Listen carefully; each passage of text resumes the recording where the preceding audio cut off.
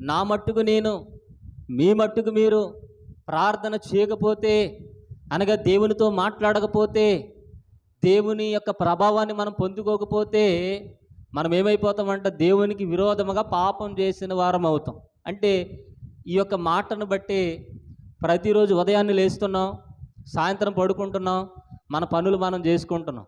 దీన్ని బట్టి నువ్వు దేవునికి విరోధంగా పాపం చేస్తున్నావా, దేవునికి దగ్గరగా ఉన్నావు నీకు అర్థమైపోద్ది. హల్లెలూయా. ఏదో వచ్చి వెళ్ళిపోవడం కాదు, కానీ దేవునికి ప్రార్థన చేయకపోతే నువ్వు క్రైస్తవుడివే, క్రైస్తవురాలవే, నీ చేతిలో బైబిల్ ఉంది, నీ కుటుంబంలో బైబిల్ ఉంది, నువ్వు బైబిల్ ప్రకారమే జీవిస్తున్నావు, కానీ నువ్వు దేవునికి విరోధమైన పాపం చేస్తున్నావు. హల్లెలూయా. అందుకని నువ్వు దీవించబడకపోవడానికి కారణము అది. కాబట్టి దేవుడు అంటున్నమాట, నా మట్టుకు నేను, మీ మట్టుకు మీరు, మన మట్టుకు మనము ప్రార్థన చేయకపోతే ఎవరికి విరోధంగా పాపం చేసిన